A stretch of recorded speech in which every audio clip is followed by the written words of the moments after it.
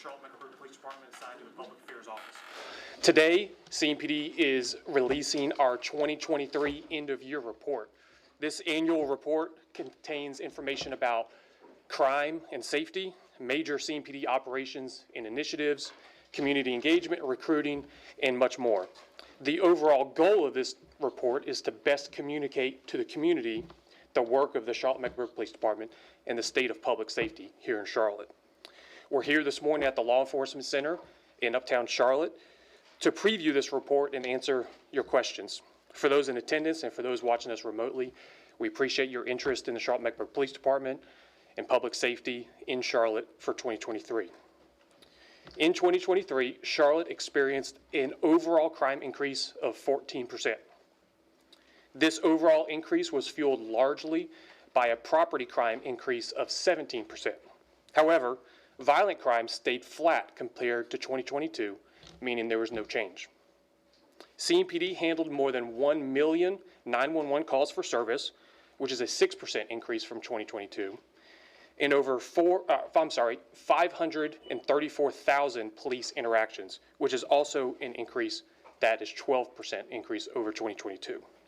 We have a lineup of speakers here with us today to dive into some important topics related to CMPD for 2023 and as we look forward to 2024. Please note that we'll take questions at the very end after all speakers deliver their remarks. CMPD faced difficult challenges in 2023, but we also saw some great success. CMPD Police Johnny Jennings will come now to preview CMPD in 2023. Chief. Thank you. Thank you. Certainly appreciate everyone being here. Let me just start and say that it's such an honor for me to be the police chief in such a great city of Charlotte in Mecklenburg County. This is phenomenal work that we see every single day within our agency and our people that do the work on the ground every single day to keep our community safe. And I think that some of the results have indicated that we have been doing a lot of great work in 2023. As Lieutenant Petrus mentioned, overall crime is up, and we certainly aren't where we want to be. But I do want to consider this, that since I've been the police chief in 2020, my focus has been on the reduction and management of violent crime. And if we go back the last couple of years, violent crime in 2021 was down an overall 7%. Violent crime in 2022 was down an additional 5%. So when we talk about this year being flat, we still wanted another reduction, and unfortunately we didn't get that.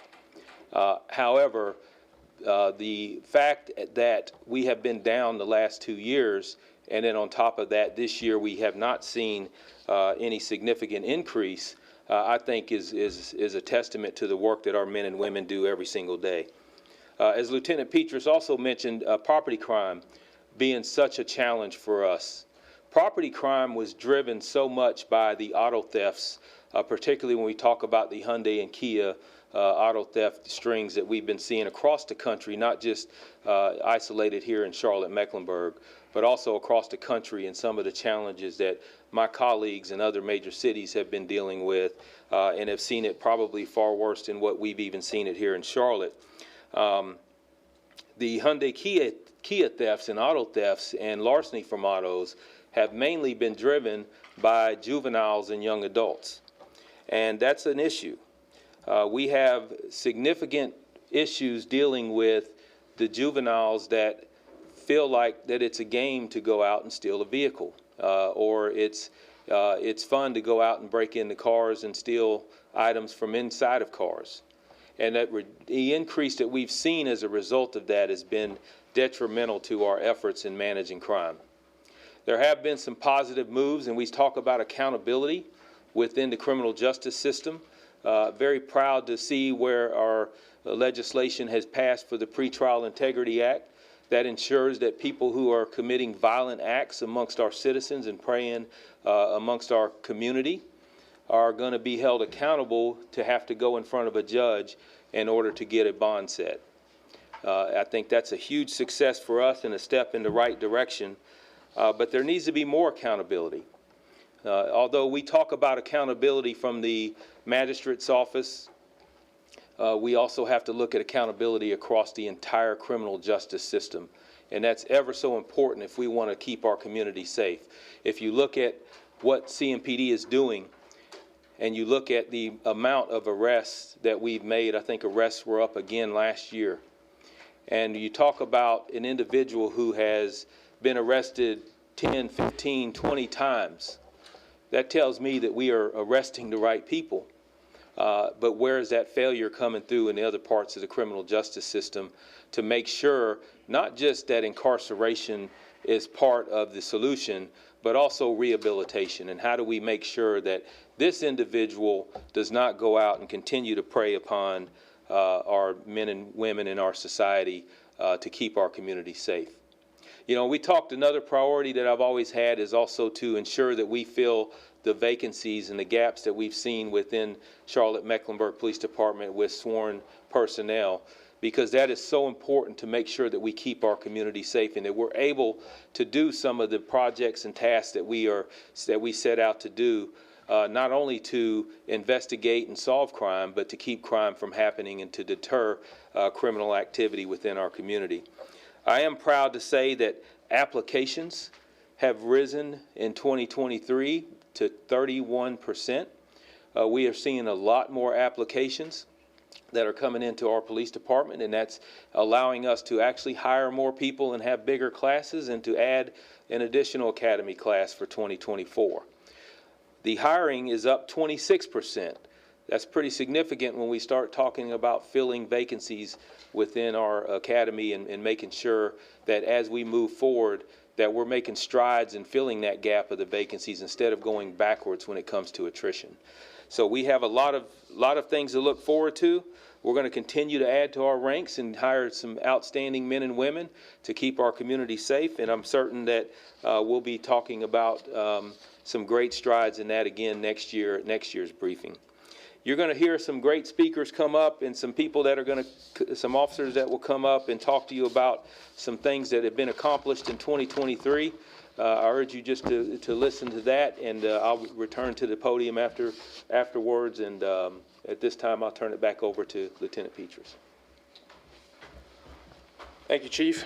So we've said it many, many times, and you just heard Chief Jennings say it again, reducing violent crime was a top priority in 2023.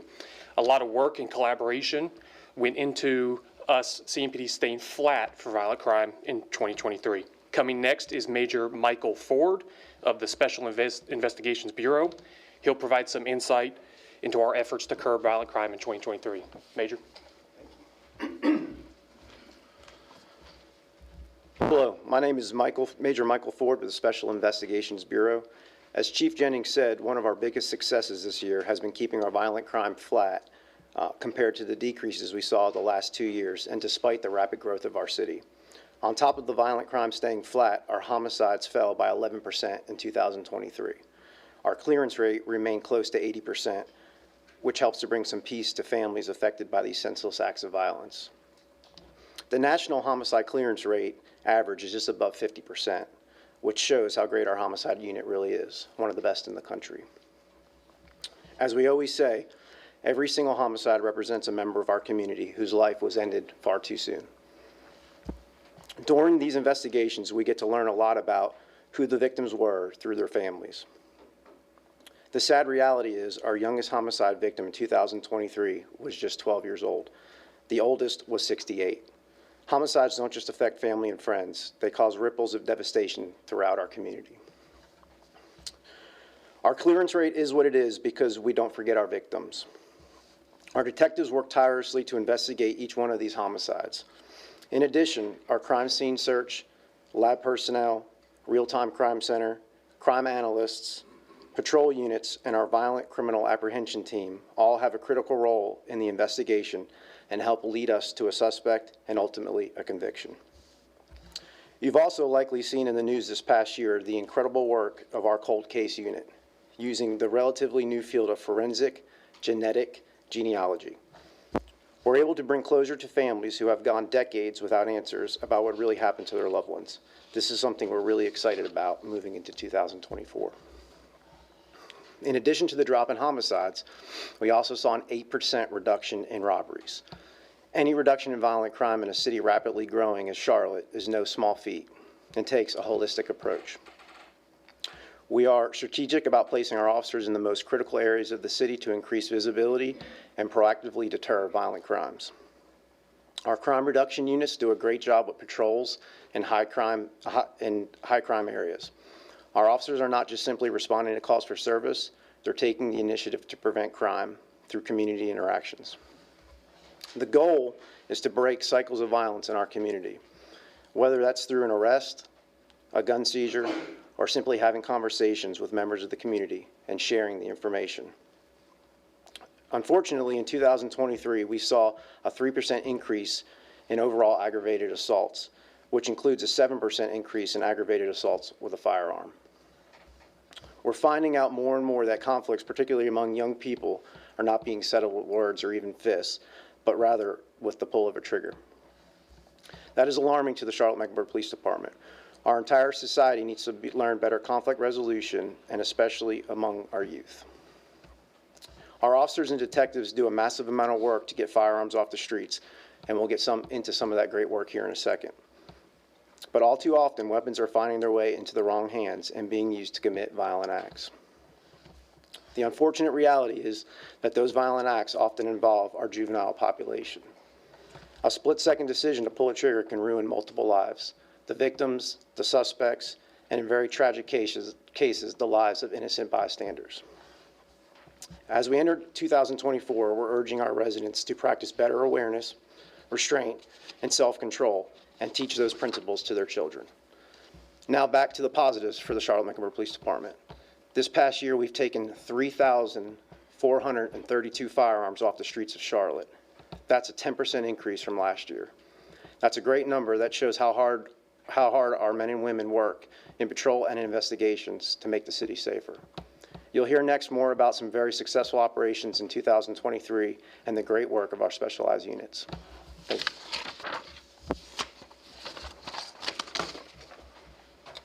Thank you, Major. The Crime Gun Suppression Team is one of the specialized units that we have here at CMPD, and that team is at the forefront of our efforts to impact violent crime. Sergeant Daniel Bignell of the Crime Gun Suppression Team is going to come now to share more of that success with that team for 2023. Thank you. Good morning. I'm Sergeant Dan Bignell. I'm the supervisor of the Crime Gun Suppression Team. The Crime Gun Suppression Team, or CGST, started about 3 years ago when we took the gang unit, we took the shooting into occupied property unit, and we took the targeted response and apprehension team. We merged them together. This team combines a special skill set to investigate gun crimes that happen in a series. These aren't random isolated shootings, but a part of a pattern of behavior from people who often operate in groups. The CGST is a critical tool in reducing violent crime, especially shootings in Charlotte. We've had some great successes, and we've had some great seizures. In 2023, the Crime Gun Suppression Team locked up 212, we made 212 arrests, seized 244 firearms, 49 of those guns were reported stolen. We even seized $130,000 in cash linked to criminal activity. Unfortunately, as you'll hear today, our detectives continue to see these offenders trend younger. In 2023, juvenile suspects were involved in 108 shootings. That's a 33% increase from the previous year. One of our recent crime gun cases occurred in December 19th, where we found 4 teens inside a suspect vehicle that were involved in 7 shootings in the span of less than a week. This included a homicide investigation. Our detectives identified and located the vehicle in Hamilton Oaks community off of Beattisford Road. Metro Division, along with CGST, attempted to stop the car, but it led us on a high-speed chase. During the pursuit, the suspects threw a handgun out the window. The vehicle was tracked into York County, where it was recovered and the subjects were arrested. The 19-year-old behind the wheel was charged with felony flee to elude and possession of a stolen vehicle, along with resist, delay, and obstruct. The other teens, including a 17-year-old, were all charged with resist, delay, and obstruct. Each teen has a lengthy criminal history, as you can see on the screen, with more offenses likely pending. Like many of the cases Crime Gun handles, the teens were linked to shootings targeting groups of other young people and shooting into occupied properties and homes. This behavior is so dangerous because of how common it has become and because it can result in innocent third parties being injured. We have a particularly tragic case that happened on April 23rd on Burbank Drive in Metro Division. Officers found an 8-year-old girl, Olivia Velez, who was sleeping on the couch when several bullets ripped through her home. Olivia was struck with a bullet in the head. She survived, but suffered severe life-altering injuries. There were also multiple young people inside this house. There was a 1-year-old, a 3-year-old, and a 5-year-old. This case is still ongoing, but detectives believe that the home was targeted due to a conflict between groups of young people. We see these types of reckless shootings often, teens and juveniles, targeting other teens and juveniles, and shooting into vehicles and homes, in some sort of retaliation that goes back and forth. Innocent people like 8-year-old Olivia get caught up in this violence. Like Major Ford and Chief Jennings have said, it goes beyond just the law enforcement. This isn't just a law enforcement issue, and it's become a societal issue that needs community solutions, including conflict resolution and better outlets for young people. We need to break the cycle. In the meantime, we'll continue to use all of our resources, our crime lab, our crime scene, our crime analysts, to help prioritize these types of crimes and try to tackle the gun-related violence in Charlotte. Thank you.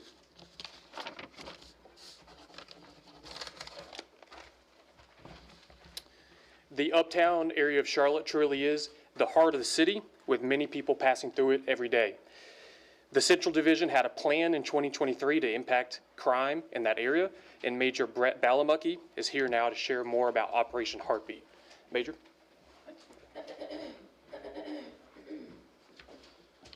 Good morning, everyone. I'm Major Brett Balamucky. I'm the Southeast Patrol Area Major, which includes Uptown. After we have incidents like July 4th and New Year's Eve with large amounts of juveniles and some disruptions uptown and violent crime that results with that, it brings concern, to the safety of Uptown, and it brings concern to the people that come to visit. I'm proud of those responses that the department had with both of those large events. One resulted in 47 arrests, 17 juveniles, arrests or citations. 4th of July had another dozen with 11 juveniles charged and guns seized. But again, as you've heard earlier in this briefing, juveniles, guns, violence, those are the things that are really driving the things around Charlotte on top of the property crimes and the recidivism. I'm proud to say the Central Division had a 3% reduction in violent crime for the year. That's due to a lot of hard work because as the numbers of people that visit Uptown increase, we continue to have more visitors, more venues, more events. But we're very proud of that 3% reduction. Today I want to really highlight an operation that was done throughout the entire year. That operation is called Operation Heartbeat. And what it was is we looked at specific areas. The division looked at specific geographic areas that had high traffic, high volume, a lot of foot traffic, a lot of people visiting, a lot of concern for safety. And that really hubbed around the Charlotte Transit Center, the areas around the Spectrum Center, the parking lots and businesses around there. So with that, the Central Division met with those community partners and people who were vested into that, along with the district attorney's office, and came up with a strategy to be very, to really increase communication, to have results. we've got a map that we can pull up with Heartbeat. But before that, you know, you could see that we had a 36% reduction in violent crime in this geographic area known as Heartbeat throughout the year, with a 43% reduction of robberies. So this is, you know, this is very, we're very proud of that work and effort, because where we saw the reduction and the change in culture around the area is that we saw partnerships come together in part of Heartbeat. And if you look at the map, you can see that geographic area that was focused on for the year is that if you committed a criminal act on a property part of this group, the group all would come together and ban people committing criminal acts just on their curtilage. So historically, if you got caught with a gun and drugs, because we had an incident like this just outside the transit center or just in the transit center, it didn't affect you on the business next door. So these people would continue to commit and do illegal acts, but they would just move 50 feet down the street or right across the street, staring at the people who they're usually trying to commit crime around. We had one instance where the Uptown Bike Unit had a man they caught with guns and drugs. He was not concerned at all about the criminal charge. He was more upset that he was being banned from all the area things because representatives from these businesses and our partners came over and told him he wasn't allowed to come on their property as well. And I remember the look on his face when he's like, why can't I come over there? I only had the gun here. And it was because they came together and made a decision that they weren't going to tolerate criminal and violent behavior. That's why I think that the uniqueness of the results of this area trying to change that behavior through those partnerships.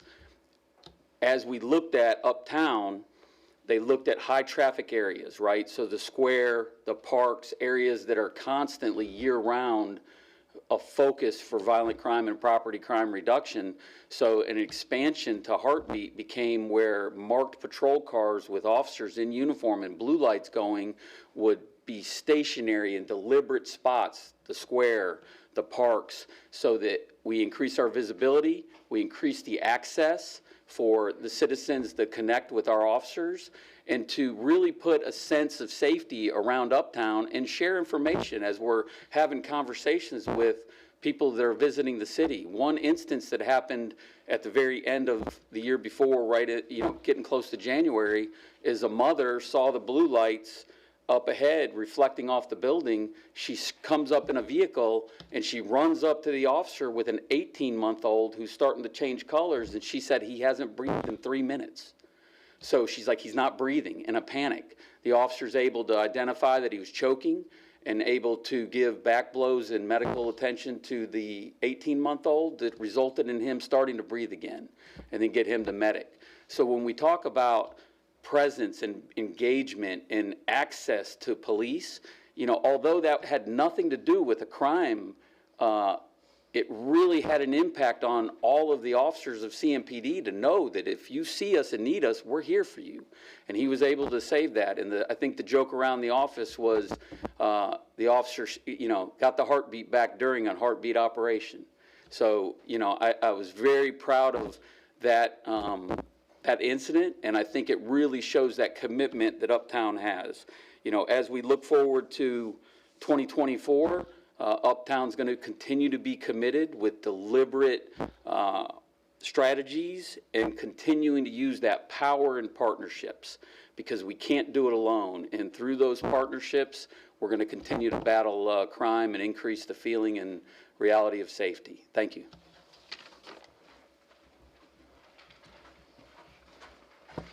Thank you, Major.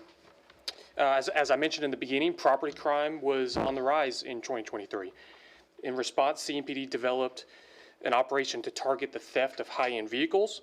This was named Operation Scarlet. Sergeant Miguel Jaco Vargas is coming next to detail the work of this special project. Good morning. I'm Sergeant Vargas with the Special Operations Bureau of the Charlotte-Mecklenburg Police Department. Another operation that we are very, very proud of with the Charlotte-Mecklenburg Police Department was Operation Scarlet. So SCARLET stands for Stolen Car Recovery and Law Enforcement Team. So following a string of high-end vehicles that were stolen from around the city of Charlotte, Charlotte-Mecklenburg Police Department put together a few detectives to build an operation called Scarlet. We were going to specifically target those high-end vehicle thefts. Those thefts occurred from homes, dealerships, valet garages. During this operation, our detectives were able to uncover a few individuals who were involved in these thefts. And these individuals were involved in these thefts not just in the city of Charlotte, but around the United States. Texas, Florida, Georgia, South Carolina, Virginia, just to name a couple. Once our detectives started to uncover these individuals, we started to make arrests, and we started to partner with our federal partners.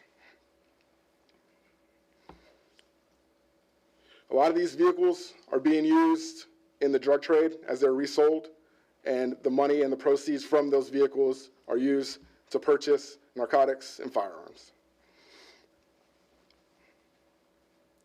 A lot of these arrests and a lot of these vehicles we've been able to link to different robberies, shootings at occupied dwellings, and drive-by shootings in the city of Charlotte. We're proud to announce that Scarlet's efforts have resulted in the recovery of 180 stolen luxury vehicles across the Southeast that was worth more than $11 million. Detectives have also additionally seized 111 firearms during our investigation. We've also seized just under $1 million worth of narcotics during this investigation. Detectives have made 85 total arrests in reference to this investigation, and those 85 arrests cover over 800 criminal charges in 40 different jurisdictions in the United States. These are massive numbers, right? And they impact not just the city of Charlotte, but across the United States, especially the Southeast, right? We were able to accomplish this with teaming up with our federal partners at the FBI, HSI, and NICB to accomplish these efforts in recovering these vehicles and arresting these individuals. On the screen, you'll see one of our cases that we just were able to finish up in December. Detectives were able to get additional information and start to perform surveillance on the suspect, Aaron Woodson, and his address. We were able to locate that one of the vehicles at his address was a F-150, was stolen and cloned. Our detectives went to work, performed more surveillance, utilized our federal partners, and were able to get a search warrant and able to execute the search warrant at his residence. During the search warrants, our officers and detectives seized 4 additional vehicles.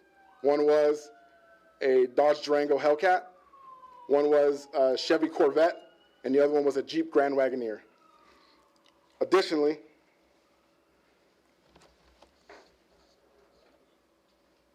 we seized 9 additional firearms, 86 pounds of marijuana, 8 pounds of mushrooms, and just over $590,000 in cash. This case is a perfect illustration of what our detectives have been after and what we have been successful at doing, which is targeting these high-end criminals in the city of Charlotte. In 2024, we're looking forward to the continued success of Scarlet and to a ripple effect that it will have in our jurisdiction. Thank you.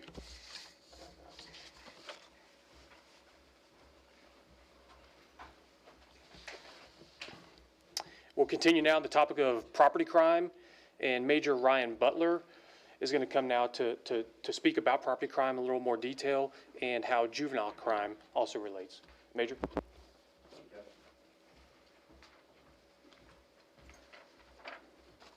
Good morning. I'm Major Ryan Butler with the Patrol Northwest Service Area. As was stated, while violent crime stayed flat across Charlotte, in 2023, we saw a sizable increase in property crime, largely attributing to our overall increase in crime. This past year, we saw a 17% increase in property crime. That increase was mainly fueled by a 120% surge in auto thefts.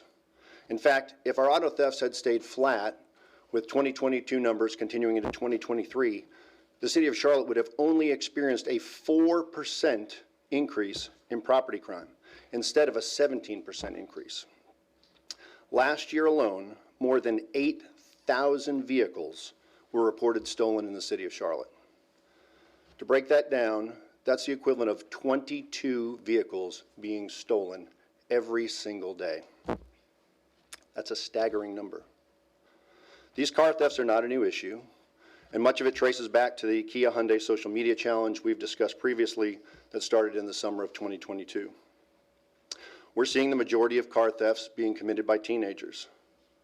Juveniles account for 68% of all auto theft arrests.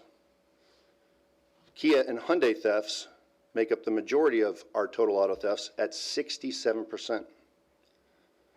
We've been partnering with residents and community organizations to reduce these theft opportunities. Our officers have handed out over 1,500 steering wheel locks to Kia and Hyundai owners. Our officers continue to work tirelessly to investigate auto thefts, to recover the vehicles, and to locate the suspects from these thefts. In 2023, CMPD recovered 62% of all stolen vehicles and made more than 1,200 total auto theft arrests. There was an increase in 98% on auto theft arrests over 2022. Remember, though, juveniles are committing most of these auto thefts, and this crime, though very serious, is not classified as a violent crime. But it's not just auto thefts that are on the rise. In 2023, total larcenies rose 3%. That category includes an 8% jump in larcenies from automobiles. Juvenile arrests for larceny from auto increased by 128%. That's 219 juvenile arrests for larceny from auto in 2023. Larcenies from auto impact more than just the vehicle owners who deal with the damage to their vehicles and the loss of property. This also leads to firearms being stolen out of these vehicles and ending up in the hands of individuals who should legally not possess them. As you see in the slide, there were a total of 1,953 firearms stolen in Charlotte last year. Of that, 1,217 firearms were stolen from automobiles. We're seeing these repeated auto thefts and car break-ins lead to more sinister crimes. Juveniles are not just stopping at stealing cars. They're stealing guns out of cars and using these weapons to commit violent offenses. I'm going to share with you just a few examples. On December 28th of 2023 in the University City Division, one of our juvenile offenders, a 15-year-old with 13 arrests, including 5 for auto theft, led officers on a chase where he drove in excess of 100 miles per hour. 4 other juvenile offenders were in the car.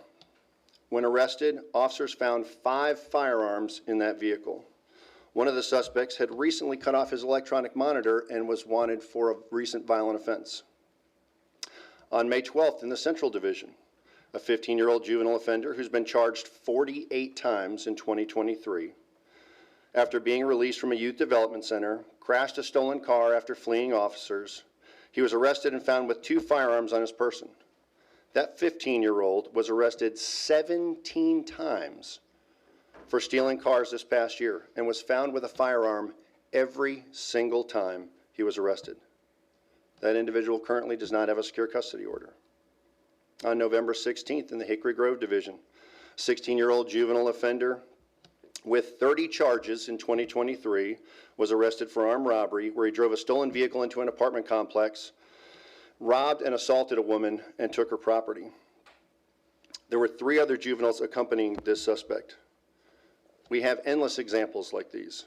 If you add up all the charges for our 3 most prolific juvenile offenders in 2023, it would equal 122 crimes.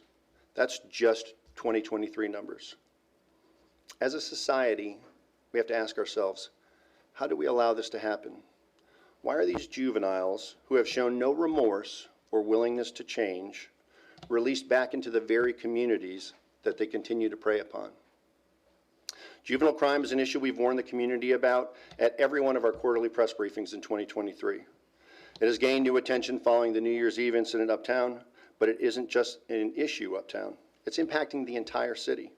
And if you look beyond that, the entire state. The Raise the Age law that was implemented in 2019 has created a substantial challenge for law enforcement in providing public safety. Before the law went into effect, 16 and 17-year-olds were treated the same in the criminal justice system as someone who was 18 or older.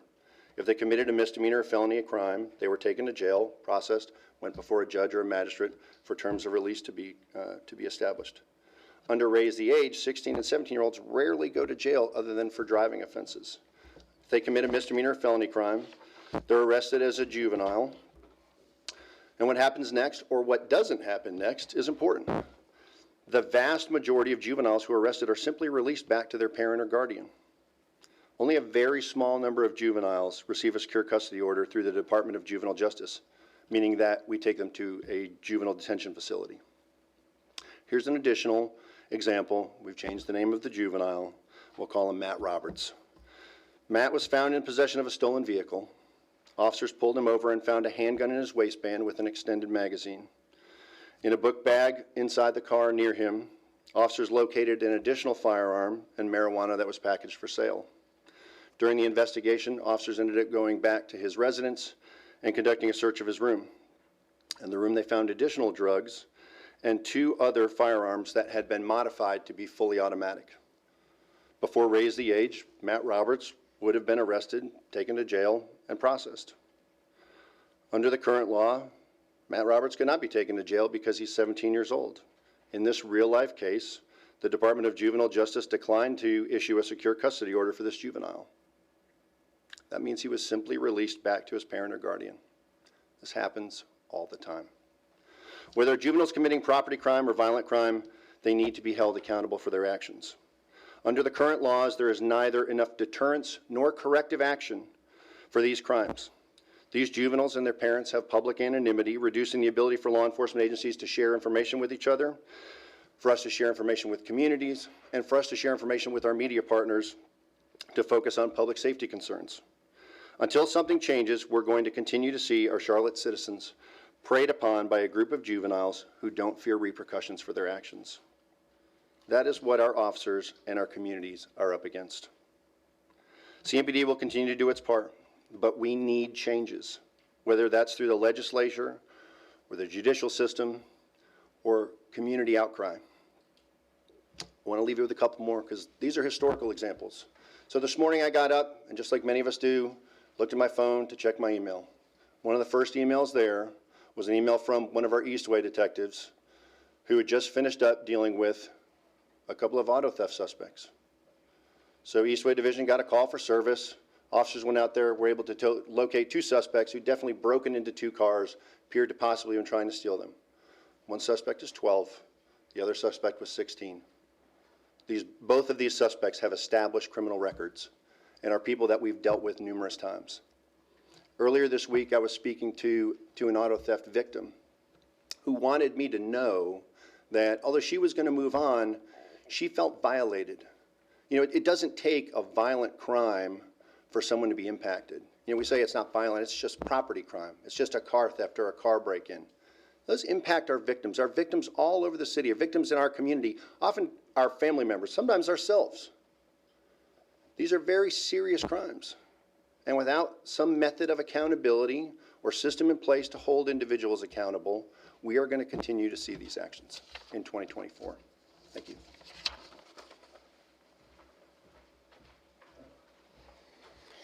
Thank you, Major Butler. Chief Jennings is going to come now to the podium again to share his thoughts on CMPD's priorities as we move into 2024. And after he concludes his remarks, he'll take some questions. Chief. Thank you.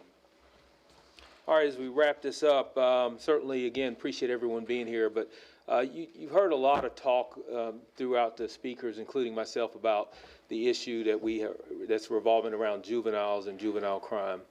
I want to be clear that this is not a knock on the Department of Juvenile Justice. It's not a knock on legislation.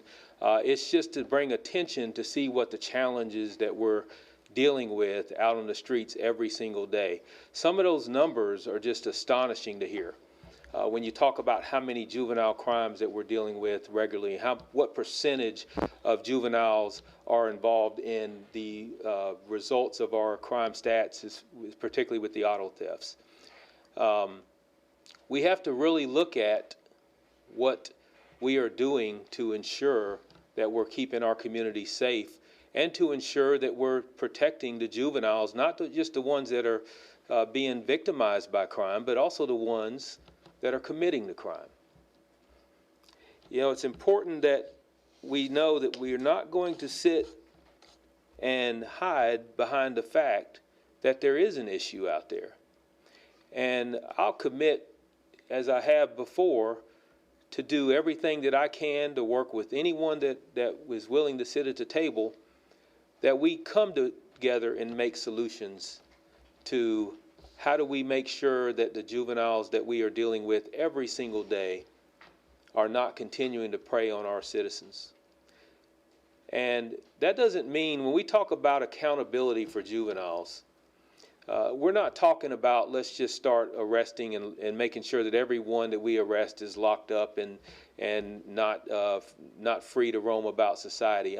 What we're talking about is accountability on the end of, you have to be accountable for the crime that you committed, and let's stop making excuses for those who are committing criminal activities over and over again. If incarceration is the answer, then let it be the answer. If rehabilitation is the answer, then let it be rehabilitation.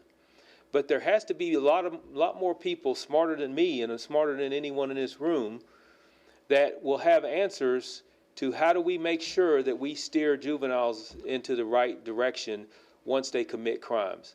We're very proud of our juvenile interactions that we have within CMPD, our deterrence programs that we have, things that we are doing to make sure that juveniles do not reoffend.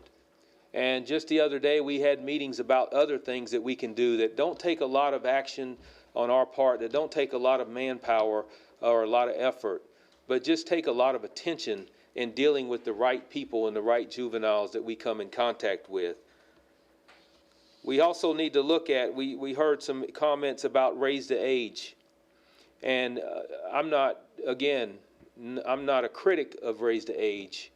What I am thinking that needs to happen at this point is let's go back and look at raise the age and see if it's accomplishing what it set out to accomplish in the first place. Or is it hindering us in our efforts to fight crime? And we have to be able to do an analysis and a deep dive into evaluation of that. And if it's not, then maybe we need to look back and figure something else out. But at this time, I can tell you, just based on the numbers and the increase that we're seeing, it's something that needs to be certainly reevaluated. But at the same time, what needs to be reevaluated are the resources that are provided. You know, when you talk about Department of Juvenile Justice and our court system, you know, what are the resources that they have? Do they have enough to be able to take on the influx of numbers that we're providing to them just from the police side? And that needs to be evaluated. If not, let's get them more resources so they can deal with this. Let's pay them more staffing, whatever it takes to ensure that we can handle this and not continue to go down this slippery slope when we talk about juvenile crime. You know, it's unfortunate because there are bad people in this society, and when they get out and when we arrest them over and over again, and when they get back out, they are a problem with the police department. The more interactions that you have within CMPD and our officers on the streets every day, the more dangerous it becomes. And that's why I say sometimes incarceration is not just to protect our citizens from these bad people, it's to protect the bad people from themselves as well. And we're committed to do that. So as we move forward and we sit down and talk about what are the strategic priorities for Charlotte-Mecklenburg Police Department in 2024, it's going to be pretty simple based on what you've already heard. One, we're going to continue our efforts to manage violent crime and continue to try and get even more reductions even through what we've seen in the past 3 years. We have to reduce our automobile property crime. You not only talked about the auto thefts, but also the larceny from auto. And you heard Major Butler say, had we simply been even in auto thefts compared to what we saw last year, we would be looking at a 4% increase in property crime. And I would say, I would call that a pretty successful year, given the years in the past that we've had as well. Recruitment and retention also continues to be a priority. As I talked about recruiting numbers and how the applications are up, those numbers need to continue to rise. And at this pace, we are looking at being able to fill our vacancies within the next year, year and a half. And that'll be a phenomenal effort on our part as well. And also, we talk about our customer service experience within our officers' interactions with both the people that we serve externally and then also with each other. Those efforts will continue as far as through 2024.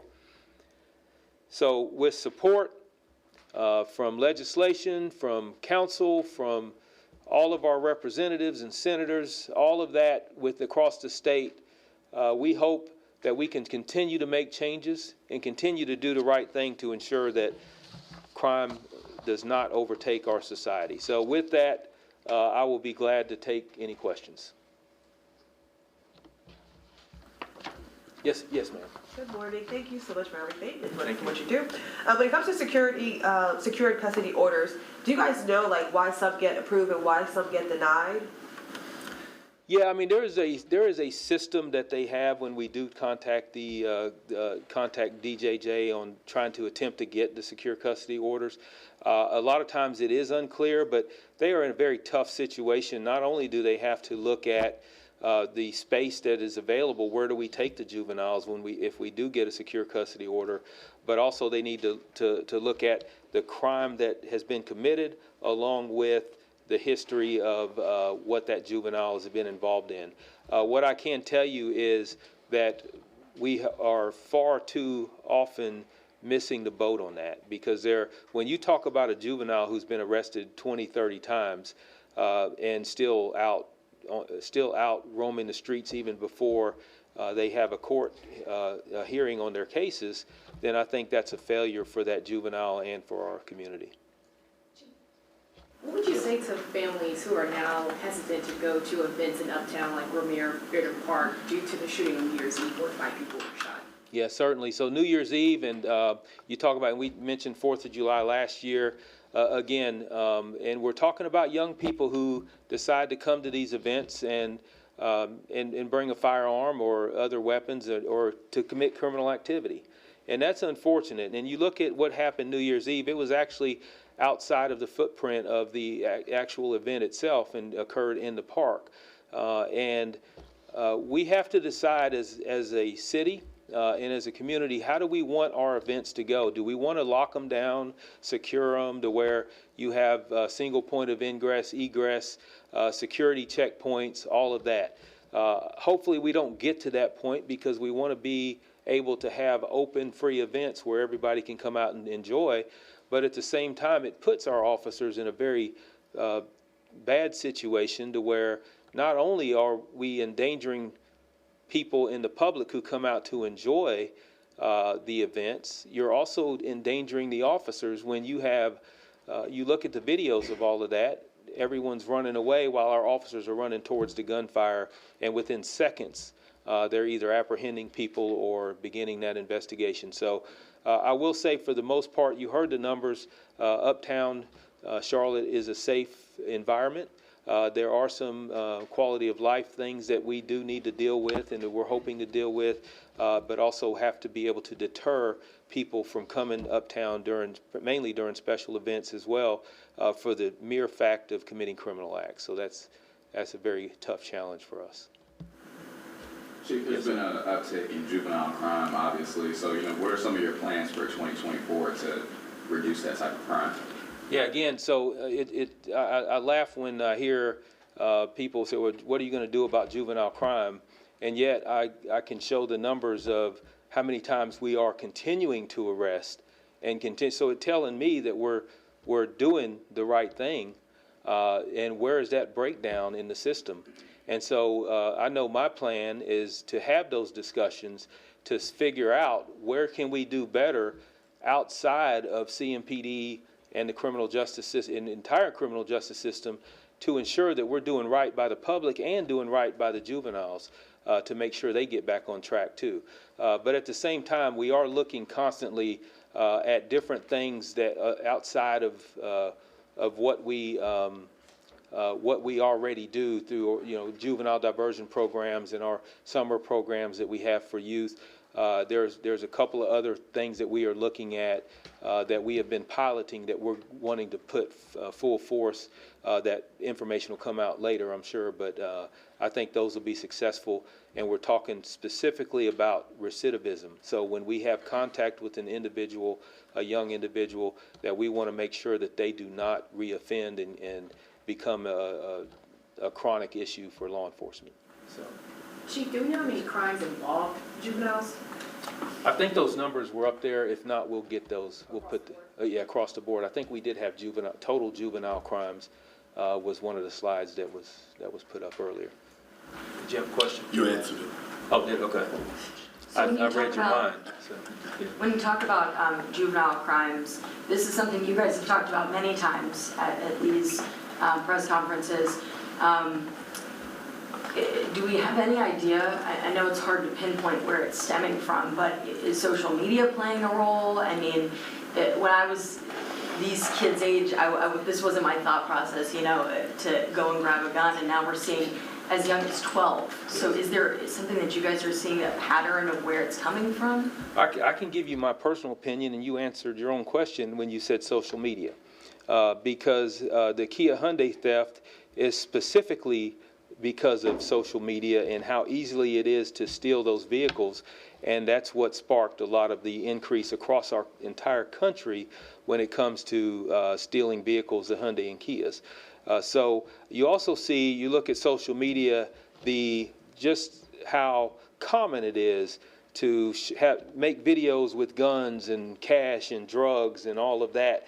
And it almost becomes accepted within our society. And that's a shame, because young people see that and they want to mimic and mimic that behavior, and they think that's the cool thing, or that's the way society is. And again, we have to make sure that we show other examples, positive examples within our community, that this is not the way to go, this is not the path to go, and the sooner we can get to those young people, the better. Time for one or two more. You've been preaching recruitment a lot lately. Yes. Yeah. Now you seem to see an increase in recruitment. Yes. What do you attribute the increase to? Well, I think the increase in our recruitment, one of the main things is we worked with across the street with the city and city council, and we were able to actually increase the starting pay so that when you start as a police officer, that pay actually is 2 steps higher than what it was in previous years. And when you start looking at people that are now becoming interested in becoming law enforcement, and if they want to come to North Carolina, then the department of choice is more and more becoming the Charlotte-Mecklenburg Police Department. I think that's a great thing for us. Also, as you look across what's going on since 2020, some of the stigma of policing has subsided to where people are now willing to come in and say, I want to serve and I want a career in law enforcement. And you couple all of that with just Charlotte being a great city and CMPD being a great department. All of that sparks the applications and the hiring. So. One last question for you. Can you explain the decision for not deciding to hold a press conference following the New Year's Eve shooting? Can I explain that? Yeah, the decision why you guys decided not to hold a press conference. Well, we sent out several releases on what kept everyone up to date on the investigation. Generally have not done press conferences for shootings that were not anywhere else in the city. If it's not life-threatening, or you're talking about people that were shot below the knee. But we were certainly giving out the information. A press conference wouldn't have given additional information for that. So we didn't think it was a need for a press conference. Okay, thank you. All right. Thank you. As we wrap up, and before we wrap up, I just want to provide spellings for all of our speakers for you. I know that's something that you probably need. Our first speaker, of course, was Chief Johnny Jennings, Jennings. Hopefully you have that already. Next was Major Michael Ford, Michael, last name Ford, Ford. Next was Major Brett Balamucki, Bret is the first name, last name is Balamucki. Next was Sergeant Miguel Jaco Vargas. Miguel is Miguel, last name is Jaco Vargas, Jaco-Vargas. Next was Major Ryan Butler, Ryan, last name Butler, Butler. And of course, then we wrapped up with Chief Jennings. So we have some copies here, some physical copies of the annual report. We encourage you to take one of those with you. We'll also send out a link that has the annual report. In addition, a media release that breaks down further numbers and so forth. So encourage you to take a look at those. We're excited about 2024. Thank you for joining us, and we look forward to a safe and prosperous 2024. Here's some physical copies of the annual report. We encourage you to take one of those with you. We'll also send out a link that has the annual report